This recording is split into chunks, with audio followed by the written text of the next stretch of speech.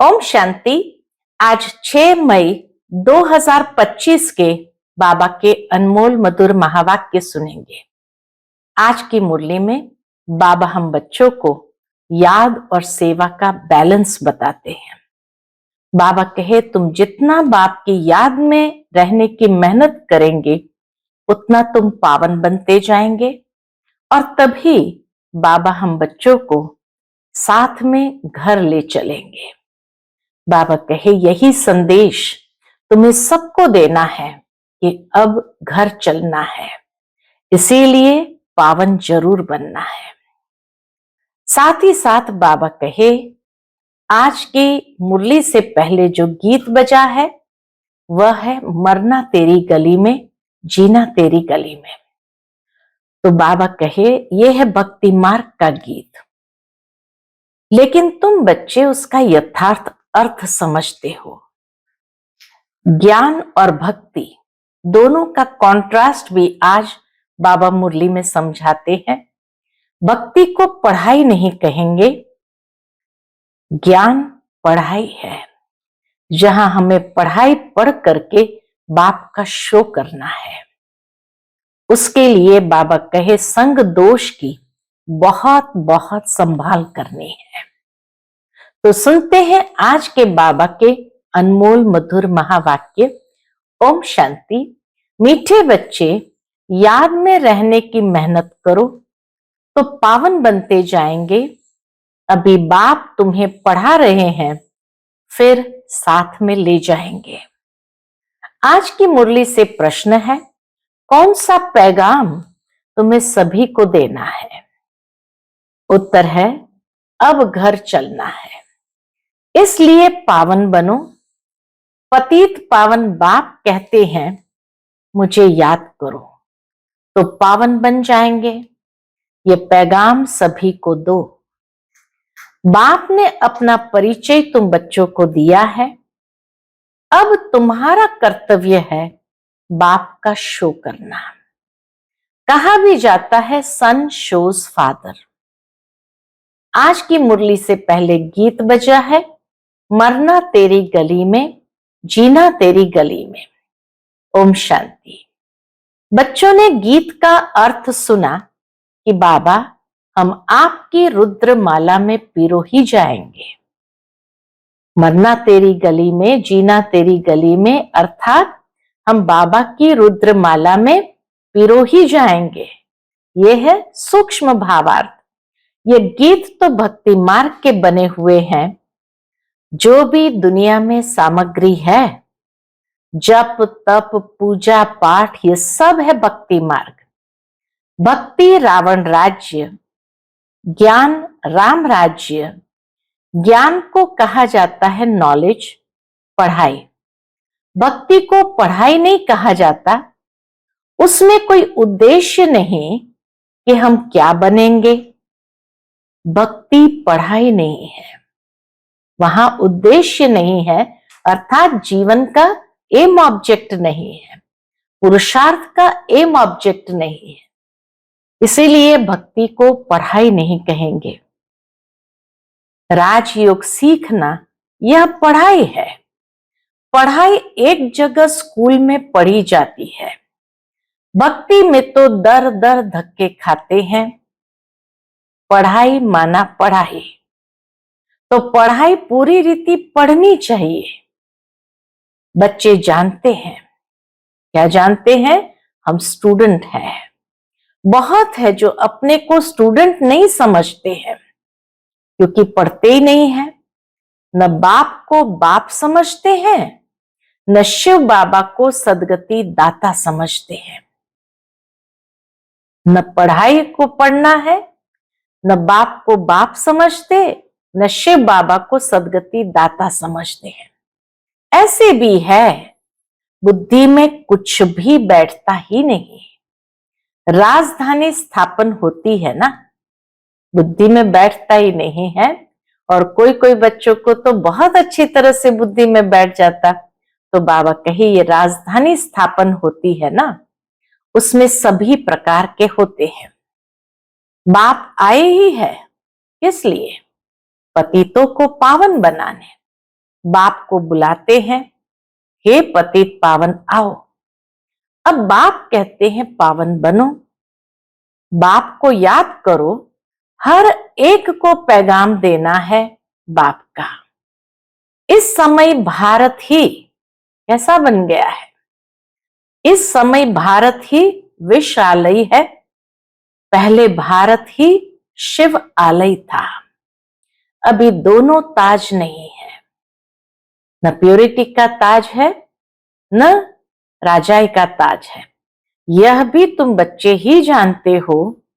अब पतित पावन बाप कहते हैं मुझे याद करो, तो तुम पतित से पावन बन जाएंगे। याद में ही मेहनत है। बहुत थोड़े हैं जो याद में रहते हैं। भक्त माला भी थोड़ों की है ना। भक्त माला भी कोई बहुत लंबी नहीं है, थोड़ों की है। धन्ना भगत, नारद, मीरा आदि का नाम है। इसमें भी सब तो नहीं आकर पढ़ेंगे।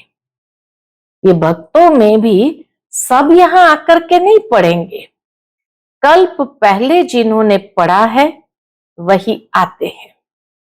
कहते भी है बाबा, हम आपसे कल्प पहले भी मिले थे, पढ़ने अथवा याद की यात्रा सीखने। हम बाबा से कल्प पहले भी मिले थे, इसलिए पढ़ने अथवा याद की यात्रा सीखने। अभी बाप आए ही है तुम बच्चों को ले जाने। समझाते हैं तुम्हारी आत्मा पतित है, इसलिए बुलाते हो कि आकर पावन बनाओ। अब बाप कहते मुझे याद करो, पवित्र बनो। बाप पढ़ाते हैं, फिर साथ में भी ले जाएंगे। बच्चों को अंदर खुशी होनी चाहिए। बाबा कहे बच्चों को अंदर बहुत खुशी होनी चाहिए। बाप पढ़ा रहे हैं। कृष्ण को बाप नहीं कहेंगे, कृष्ण को पतित पावन नहीं कहेंगे। ये किसको भी पता नहीं कि बाप किसको कहा जाता है और फिर वह ज्ञान कैसे देते हैं, यह तुम ही जानते हो। बाप अपना परिचय बच्चों को ही देते हैं। नए नए कोई से बाप नहीं मिल सकते। नए नए बच्चे आते हैं तो बाबा कहे नए नए कोई बाप से नहीं मिल सकते। बाप कहेंगे सन शोज फादर, बच्चे ही बाप का शो करेंगे। बाप को कोई से भी मिलने बात करने का नहीं है। भले इतना समय बाबा नए नए से मिलते रहते हैं, ड्रामा में था, ढेर आते थे।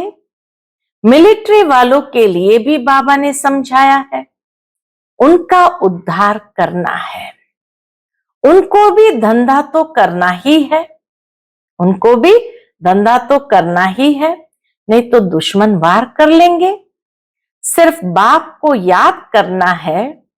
गीता में भी है, जो युद्ध के मैदान में शरीर छोड़ेंगे वह स्वर्ग में जाएंगे, परंतु ऐसे तो जा न सके। स्वर्ग स्थापन करने वाला भी जब आए तब ही जाएंगे। स्वर्ग क्या चीज है यह भी कोई नहीं जानते। अभी तुम बच्चे 5 विकारों रूपी रावण से युद्ध करते हो। बाप कहते हैं अशरीरी भव। बाबा हम बच्चों को सावधान करते, बच्चे अशरीरी भव, अपने को आत्मा निश्चय कर मुझे याद करो। अपने को आत्म निश्चय कर मुझे याद करो और कोई ऐसे कह ना सके। सर्वशक्तिमान एक बाप के सिवाय कोई को कह नहीं सकते हैं। ब्रह्मा विष्णु शंकर को श्री श्री नहीं कह सकते। सर्वशक्तिमान भी एक बाप के सिवाय कोई को नहीं कह सकते हैं। ब्रह्मा विष्णु शंकर को श्री नहीं कह सकते हैं। ऑलमाइटी एक ही बाप है। वर्ल्ड ऑलमाइटी अथॉरिटी, ज्ञान का सागर एक बाप को ही कहा जाता है। यह जो साधु संत आदि है वह है शास्त्रों की अथॉरिटी। भक्ति के भी अथॉरिटी नहीं कहेंगे। बाबा कहे ये जो साधु संत आदि है उसको कोई भक्ति की अथॉरिटी नहीं कहेंगे, शास्त्रों की अथॉरिटी कहेंगे।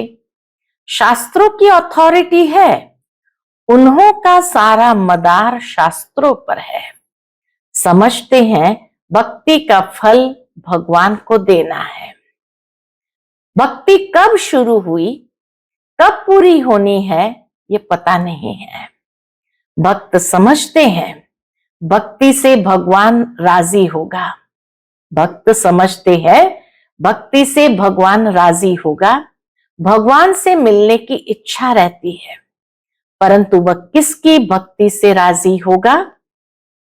बाबा पूछते हैं वो किसकी भक्ति से राजी होगा? जरूर उनकी ही भक्ति करेंगे तब तो राजी होगा ना। शिव की भक्ति करेंगे तब तो शिव बाबा भी राजी होगा ना। तुम शंकर की भक्ति करो तो बाप राजी कैसे होगा? या हनुमान की भक्ति करेंगे तो बाप राजी होगा? दीदार हो जाता है, भावना से पूछते हैं तो उनका दीदार हो जाता है, बाकी मिलता कुछ नहीं है। बाप कहते मैं भल साक्षात्कार कराता हूं, परंतु ऐसे नहीं कि मेरे साथ आकर मिलेंगे। नहीं, तुम मेरे साथ मिलते हो, तुम बच्चे तो मेरे साथ मिलते हो। ऐसे नहीं कि भक्ति करेंगे तो वो बाबा से मिल जाएंगे, नहीं। भगत भक्ति करते हैं भगवान से मिलने के लिए। कहते हैं पता नहीं कि भगवान किस रूप में आकर मिले, इसलिए उसे कहा जाता है ब्लाइंड फेथ। जहां कुछ पता ही न हो फिर भी भक्ति करते हैं तो उसको कहेंगे ब्लाइंड फेथ। अभी तुम बाप से मिले हो, जानते हो वह निराकार बाप जब शरीर धारण करे तब ही अपना परिचय दे कि मैं तुम्हारा बाप हूं। 5000 वर्ष पहले भी तुमको राज्य भाग्य दिया था, फिर तुमको 84 जन्म लेने पड़े। यह सृष्टि चक्र फिरता रहता है। द्वापर के बाद ही दूसरे धर्म आते हैं, अपना अपना धर्म आकर स्थापन करते हैं। धर्म पिताएं आकर अपना अपना धर्म स्थापन करते हैं। इसमें कोई बड़ाई की बात नहीं, बड़ाई किसकी भी नहीं है। ब्रह्मा की बड़ाई तब है जब बाप आकर प्रवेश करते हैं, नहीं तो ये धंधा करता था। इनको भी थोड़ी पता था मेरे में भगवान आएंगे। बाप ने प्रवेश कर समझाया है कि कैसे मैंने इनमें प्रवेश किया, कैसे इनको दिखाया। मेरा सो तुम्हारा, तुम्हारा सो मेरा। देख लो, तुम मेरे मददगार बनते हो। अपने तन मन धन से तो उनकी एवज में तुमको यह मिलेगा। बाबा कहे तुम बाबा के मददगार बनते हो, कैसे? अपने तन मन धन से, तो उनकी एवज में तुमको यह मिलेगा, अर्थात नई दुनिया की राजाई मिलेगी। बाप कहते मैं साधारण तन में प्रवेश करता हूं, जो अपने जन्मों को नहीं जानते, परंतु मैं कब आता हूं, कैसे आता हूं, ये किसको भी पता नहीं है। अभी तुम देखते हो साधारण तन में बाप आए हैं, इन द्वारा हमको ज्ञान और योग सिखला रहे हैं। ज्ञान तो बहुत सहज है। नरक का फाटक बंद हो, स्वर्ग का फाटक कैसे खुलता है, यह भी तुम जानते हो। द्वापर में रावण राज्य शुरू होता है, अर्थात नरक का द्वार खुलता है। नई और पुरानी दुनिया को आधा आधा में रखा जाता है। तो अब बाप कहते हैं मैं तुम बच्चों को पतित से पावन होने की युक्ति बताता हूं। बाप को याद करो तो जन्म जन्मांतर के पाप नाश हो जाए। इस जन्म के पाप भी बताने हैं। बाबा को इस जन्म के पाप भी बताने हैं। याद तो रहते हैं ना, क्या पाप किए हैं, क्या क्या दान पुण्य किया है, इसको अपने छोटेपन का पता है ना। ब्रह्मा बाबा को भी अपने छोटेपन का पता है ना। श्री कृष्ण का ही नाम है सांवरा और गोरा, श्याम सुंदर। उनका अर्थ कभी कोई की बुद्धि में नहीं आएगा। नाम श्याम सुंदर है तो चित्र में काला बना दिया है। रघुनाथ के मंदिर में देखेंगे वहां भी काला। हनुमान का मंदिर देखो तो सबको काला बना देते हैं। यह है ही पतित दुनिया। अभी तुम बच्चों को ओना है, अर्थात फिक्र है कि हम सांवरे से सुंदर बने। उसके लिए तुम बाप की याद में रहते हो। बाप कहते हैं ये अंतिम जन्म है, मुझे याद करो तो पाप भस्म होंगे। जानते हैं बाप आए हैं ले जाने, तो जरूर शरीर यहां छोड़ेंगे। शरीर सहित थोड़ी ले जाएंगे, पतित आत्माएं भी जा न सके। जरूर बाप पावन बनने की युक्ति बताएंगे, तो कहते हैं मुझे याद करो तो विकर्म विनाश हो। भक्ति मार्ग में है अंधश्रद्धा। शिव काशी कहते हैं, फिर कहते हैं शिव ने गंगा लाई। भागीरथ से गंगा निकली, अब पानी माथे से कैसे निकलेगा। भागीरथ ने गंगा लाई, अब पानी माथे से कैसे निकलेगा। भागीरथ कोई ऊपर पहाड़ पर बैठा है क्या, जिसकी जटाओं से गंगा आएगी। पानी जो बरसात है, सागर से खींचते हैं, जो सारी दुनिया में पानी जाता है। नदियां तो सब तरफ है, पहाड़ों पर बर्फ जम जाती है, वह भी पानी आता रहता है।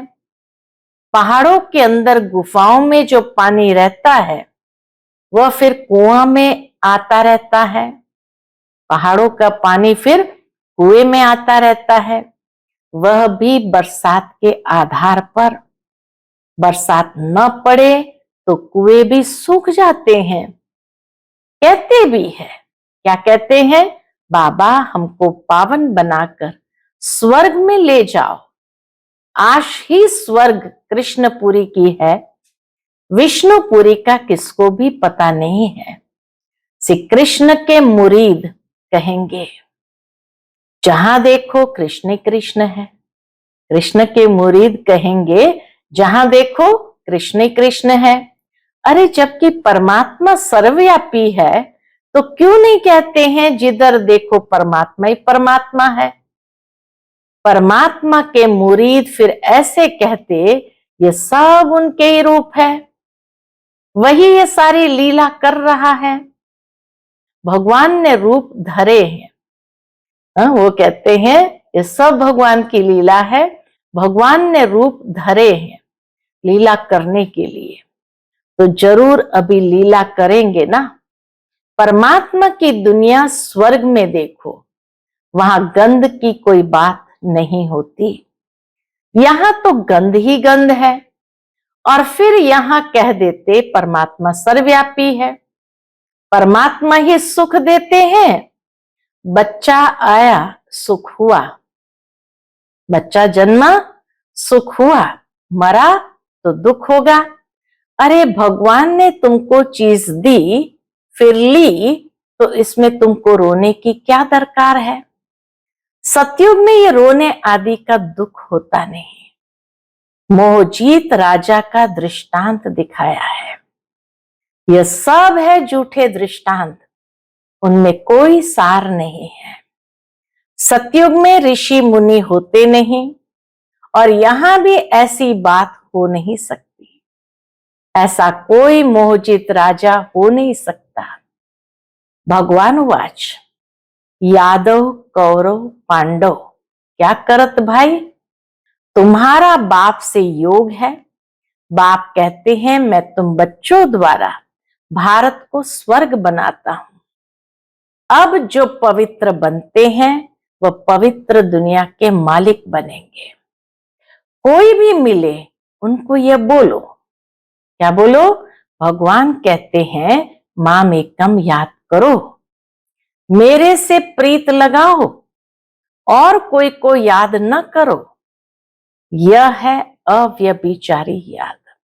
इसको कहेंगे अव्यभिचारी याद। यहां कोई जल आदि नहीं चढ़ाना है। भक्ति मार्ग में ये धंधा आदि करते याद करते थे ना, गुरु लोग भी कहते हैं मुझे याद करो, अपने पति को याद नहीं करो। तुम बच्चों को कितनी बातें समझाते हैं।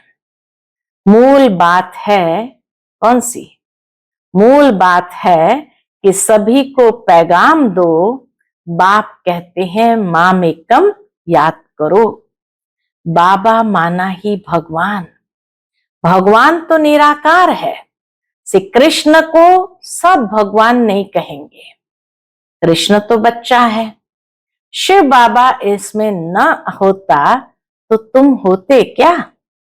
बाबा पूछते, शिव बाबा अगर ब्रह्मा बाबा में नहीं होता तो तुम होते क्या? शिव बाबा ने इन द्वारा तुमको एडॉप्ट किया, अपना बनाया है। ये माता भी है, पिता भी है। माता तो साकार में चाहिए ना, वह तो है ही पिता। तो ऐसी ऐसी बातें अच्छी रीति धारण करो। तुम बच्चों को कभी भी किसी बात में मूंझना नहीं है। पढ़ाई को कभी नहीं छोड़ना। कई बच्चे संग दोष में आकर रूठकर अपनी पाठशाला खोल देते हैं। अगर आपस में लड़ झगड़ कर जाए अपनी पाठशाला खोली तो मूर्खपना है। रूठते हैं तो पाठशाला खोलने के लायक ही नहीं है। इतनी गहरी बात बाबा ने बताई। अगर रूठे हैं तो ऐसी आत्मा को तो पाठशाला खोलने के लिए हक ही नहीं है, लायक ही नहीं है। वह देह अभिमान तुम्हारा चलेगा ही नहीं, क्योंकि बुद्धि में तो दुश्मनी है। तो वह याद आएगी। बैठेंगे बाबा को याद करने तो वही याद आएगी। कुछ भी किसको समझा नहीं सकेंगे। ऐसे भी होता है जिसको ज्ञान देते हैं वह तीखे चले जाते हैं और खुद गिर पड़ते हैं। खुद भी समझते हैं मेरे से उनकी अवस्था अच्छी है। पढ़ने वाला राजा बन जाए और पढ़ाने वाला दास दासी बन जाते, ऐसे ऐसे भी है। पुरुषार्थ कर बाप के गले का हार बनना है। बाबा जीते जी मैं आपका बना हूं। बाबा अंदर में ही बाबा को प्यार से कहो, बाबा जीते जी मैं आपका बना हूं। पुरुषार्थ कर मैं आपके गले का हार बनना है। बाप की याद से ही बेड़ा पार होना है। अच्छा, मीठे मीठे सिकिलते बच्चों प्रति माता पिता बाप दादा का याद प्यार और गुड मॉर्निंग। रूहानी बाप की रूहानी बच्चों को नमस्ते। हम सभी रूहानी बच्चों की रूहानी माता पिता बाप दादा को याद प्यार, गुड मॉर्निंग और नमस्ते नमस्ते। शुक्रिया बाबा, शुक्रिया। आज की मुरली से धारणा के लिए मुख्य सार है। पहली पॉइंट, कभी किसी बात में मूंझना नहीं है। आपस में रूठकर पढ़ाई नहीं छोड़नी है। दुश्मनी बनाना भी दे अभिमान है। संग दोष से अपनी बहुत बहुत संभाल करनी है। पावन बनना है। अपनी चलन से बाप का शो करना है। दूसरी पॉइंट, प्रीत बुद्धि बन एक बाप की अव्यभिचारी याद में रहना है। तन मन धन से बाप के कार्य में मददगार बनना है। आज का बाप दादा का मधुर वरदान हम बच्चों के प्रति है। न्यारे और प्यारे बनने का राज जानकर राजी रहने वाले राज युक्त भव। न्यारे और प्यारे बनने का राज जानकर राजी रहने वाले राज युक्त भव।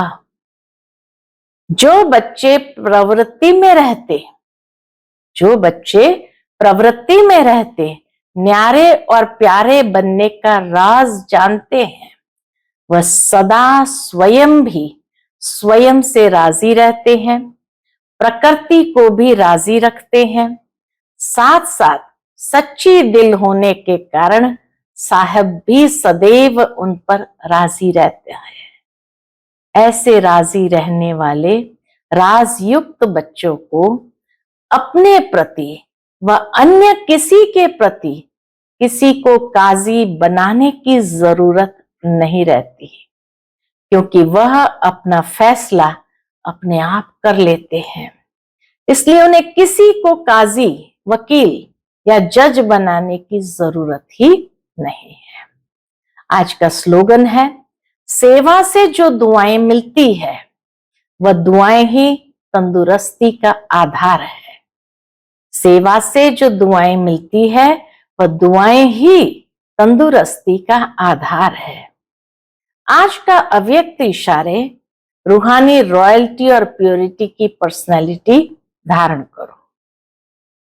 जैसे स्थूल शरीर में विशेष श्वास चलना आवश्यक है, श्वास नहीं तो जीवन नहीं, ऐसे ब्राह्मण जीवन का श्वास है पवित्रता। 21 जन्म की प्रारब्ध का आधार पवित्रता है। आत्मा और परमात्मा के मिलन का आधार पवित्र बुद्धि है। संगम युगी प्राप्तियों का आधार और भविष्य में पूज्य पद पाने का आधार पवित्रता है। इसलिए पवित्रता की पर्सनालिटी को वरदान रूप में धारण करो। पवित्रता की पर्सनालिटी को वरदान रूप में धारण करो। अच्छा, ओम शांति।